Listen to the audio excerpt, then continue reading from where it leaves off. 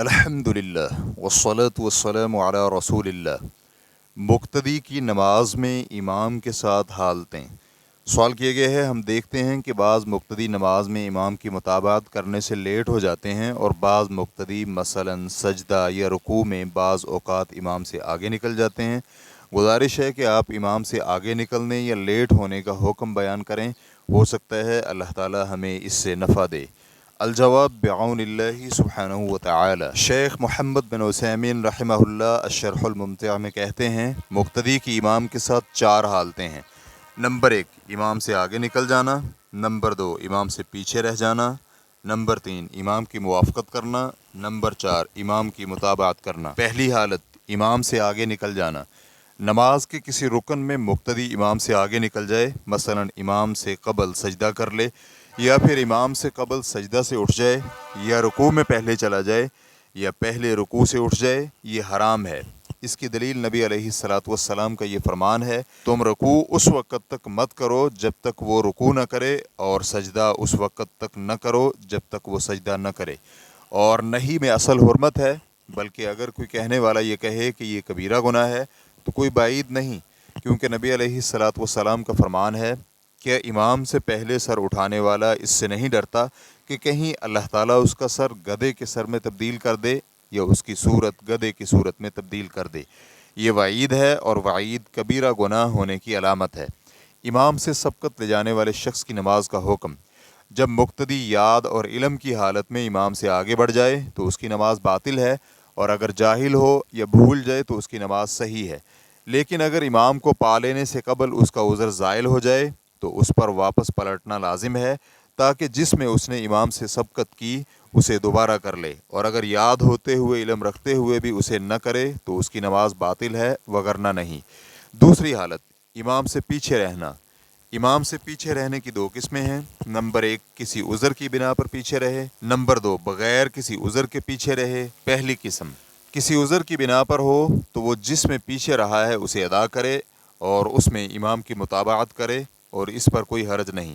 حتیٰ کہ اگر پورا رکن یا 2 رکن ہوں۔ اگر کوئی شخص بھول گیا اور غافل رہا، یا پھر امام کو سنا ہی نہیں اور امام اس سے 1 یا 2 رکن آگے بڑھ گیا، تو جس میں وہ پیچھے رہا اسے ادا کرے اور امام کی متابعت کرے۔ لیکن اگر امام وہاں پہنچ جائے جہاں وہ ہے تو پھر وہ اسے ادا نہ کرے، بلکہ امام کے ساتھ رہے، اور امام کی 2 رکعتوں، امام کی 1 وہ رکعت جس سے وہ پیچھے رہا اور دوسری وہ جس میں امام پہنچا ہوا ہے، 1 رکعت صحیح ہوگی اور وہ اپنی جگہ ہی ہے۔ اس کی مثال یہ ہے، ایک شخص امام کے ساتھ نماز ادا کر رہا ہے اور امام نے رکوع کر لیا، اور رکوع سے اٹھ کر سجدہ بھی کر لیا، اور پھر دوسرا سجدہ بھی کیا، اور سجدے سے اٹھ کر رکعت میں کھڑا ہو گیا، لیکن مقتدی نے مثلاً بجلی چلے جانے کے باعث تکبیر دوسری رکعت میں سنی، اور فرض کریں کہ یہ نماز جمعہ کی نماز تھی اور وہ امام کی سورۃ الفاتحہ سن رہا تھا، پھر بجلی منقطع ہو گئی اور امام نے پہلی رکعت مکمل کر لی اور دوسری رکعت کے لیے کھڑا ہو گیا، اور مقتدی نے گمان کیا کہ اس نے پہلی رکعت میں رکوع نہیں کیا،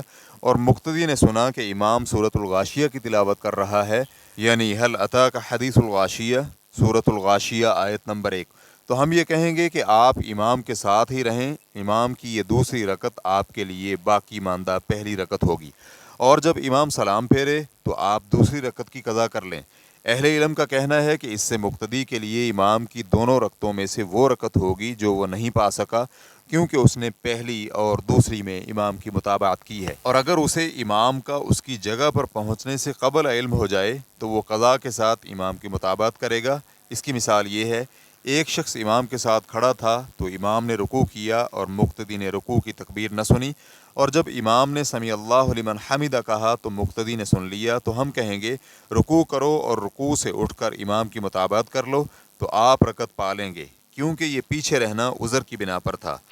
دوسری قسم، عذر کے بغیر پیچھے رہنا، یا تو رکن میں پیچھے رہے یا پھر رکن کے ساتھ پیچھے رہے۔ رکن میں پیچھے رہنے کا مطلب یہ ہے کہ وہ امام کی متابعت میں پیچھے رہے، لیکن وہ اس رکن میں ہی امام کے ساتھ مل جائے۔ مثلاً امام رکوع میں چلا جائے اور آپ کی سورت کی 1 یا 2 آیتیں باقی رہتی ہوں اور آپ اسے مکمل کرنے لگیں، لیکن آپ نے امام کو رکوع ہی کی حالت میں پا لیا اور اسی کے ساتھ رکوع کر لیں، تو یہاں رکعت صحیح، لیکن یہ فعل سنت کے مخالف ہے، کیونکہ مشروع یہ ہے کہ جب امام رکوع میں چلا جائے تو آپ رکوع شروع کر دیں اور اس سے پیچھے نہ رہیں، کیونکہ نبی علیہ الصلوۃ والسلام کا فرمان ہے جب وہ رکوع کرے تو تم رکوع کرو، اور رکن کے ساتھ پیچھے رہنے کا مطلب یہ ہے کہ امام آپ سے ایک رکن سبقت لے جائے، یعنی امام آپ کے رکوع کرنے سے قبل رکوع کر کے رکوع سے اٹھ جائے۔ تو فقہا رحمہ اللہ کہتے ہیں جب آپ رکوع کے ساتھ پیچھے رہ جائیں اور اس کے رکوع سے اٹھ جانے تک رکوع نہ کر سکیں تو آپ کی نماز باطل ہے، جس طرح آپ رکوع کرنے میں امام سے سبقت لے جائیں، اور اگر آپ سجدہ میں پیچھے رہ جائیں تو فقہا کے قول کے مطابق آپ کی نماز صحیح ہے، کیونکہ یہ رکوع کے علاوہ کسی اور رکن میں پیچھے رہنا ہے۔ لیکن راجح قول یہ ہے کہ اگر بغیر کسی عذر کے رکن سے پیچھے رہ جائیں تو اس کی نماز باطل ہے، چاہے وہ رکن رکوع ہو یا رکوع کے علاوہ کوئی اور رکن۔ اس بنا پر اگر امام نے پہلے سجدہ سے سر اٹھا لیا اور مقتدی سجدہ میں دعائیں کرتا رہا حتیٰ کہ امام نے دوسرا سجدہ کر لیا تو اس مقتدی کی نماز باطل ہے، کیونکہ وہ رکن کے ساتھ پیچھے رہا ہے، اور جب امام ایک رکن آگے نکل جائے تو پھر متابعت کہاں رہتی ہے۔ تیسری حالت موافقت۔ موافقت یا تو اقوال میں ہوتی ہے، اور یہ موافقت تکبیر تحریمہ اور سلام کے علاوہ کہیں بھی نقصان دہ نہیں۔ تکبیر تحریمہ میں اس لیے کہ اگر آپ نے امام کے تکبیر مکمل کہنے سے قبل تکبیر کہی تو اصل میں آپ کی نماز شروع ہی نہیں ہوگی، کیونکہ امام کی تکبیر تحریمہ کے ختم ہونے کے بعد آپ کا تکبیر تحریمہ کہنا ضروری ہے۔ اور سلام میں موافقت کے متعلق علماء کرام کہتے ہیں پہلی اور دوسری سلام امام کے ساتھ پھیرنی مکروہ ہے، لیکن اگر آپ نے امام کی پہلی سلام مکمل ہونے کے بعد پہلی سلام پھیری اور دوسری سلام کے بعد دوسری سلام تو اس میں کوئی حرج نہیں ہے، لیکن افضل یہ ہے کہ امام کی دونوں طرف سلام کے بعد سلام پھیری جائے، اور باقی اقوال میں امام کی موافقت کرنا یا اس سے پہلے یا بعد میں کرنا کوئی اثر انداز نہیں ہوتا۔ فرض کریں اگر آپ سنیں کہ امام تشہد پڑھ رہا ہے اور آپ اس کی تشہد پڑھنے سے سبقت لے گئے ہیں تو یہ مضر نہیں، کیونکہ تکبیر تحریمہ اور سلام کے علاوہ اقوال میں سبقت لے جانا کوئی مؤثر نہیں اور نہ ہی نقصان دہ ہے۔ اور اسی طرح اگر آپ اس سے فاتحہ پڑھنے میں سبقت لے گئے، مثلا آپ نے ظہر کی نماز میں ولضالین پڑھ لیا اور امام ابھی ایاک نعبد و ایاک نستعین پڑھ رہا ہو، کیونکہ ظہر اور عصر کی نماز میں امام کے لیے بعض اوقات لوگوں کو سنانا مشروع ہے، جیسا کہ رسول اکرم صلی اللہ علیہ وآلہ وسلم کیا کرتے تھے۔ موافقت کی دوسری قسم افعال میں موافقت کرنا، اور یہ مکروہ ہے۔ موافقت کی مثال یہ ہے جب امام رکوع کے لیے اللہ اکبر کہے اور وہ رکوع کے لیے جھکا تو آپ اور امام دونوں ایک ہی وقت میں رکوع کے لیے جھک گئے تو یہ مکروہ ہے، کیونکہ رسول اللہ صلی اللہ علیہ وآلہ وسلم نے فرمایا جب وہ رکوع کرے تو تم رکوع کرو اور تم اس وقت تک رکوع میں نہ جاؤ جب تک وہ رکوع میں نہ چلا جائے، اور جب امام نے سجدہ کے لیے تکبیر کہی تو آپ نے سجدہ کیا اور آپ اور امام دونوں برابر زمین پر پہنچ گئے تو یہ بھی مکروہ ہے،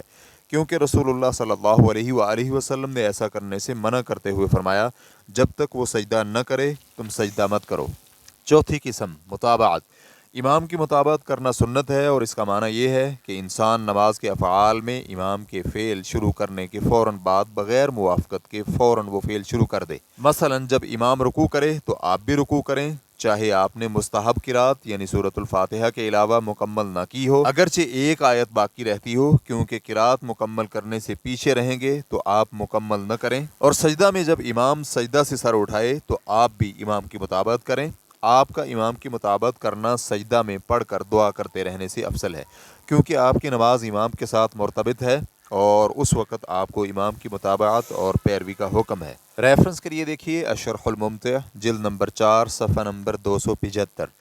مقتدی کو چاہیے کہ جب تک امام رکن میں نہ چلا جائے مقتدی اس وقت تک اس رکن کو شروع نہ کرے، لہٰذا وہ سجدہ کے لیے اس وقت تک مت جھکے جب تک امام اپنی پیشانی زمین پر ٹکا نہ لے۔ براء بن عازب رضی اللہ عنہ بیان کرتے ہیں کہ جب نبی کریم صلی اللہ علیہ وآلہ وسلم سمع اللہ لمن حمدہ کہتے تو ہم میں سے کوئی بھی سجدہ کے لیے اپنی پیٹھ اس وقت تک نہ جھکاتا جب تک نبی کریم صلی اللہ علیہ وآلہ وسلم سجدہ میں نہ چلے جاتے، اور پھر ان کے بعد ہم سجدہ میں جاتے۔ صحیح بخاری حدیث نمبر 690، صحیح مسلم حدیث نمبر 474۔ واللہ تعالی اعلم۔ اسلام QA ریکارڈنگز مؤسسۃ الشیخ محمد صالح المنجد، المملکۃ العربیۃ السعودیہ، فتویٰ نمبر 33790۔ والسلام علیکم ورحمۃ اللہ وبرکاتہ۔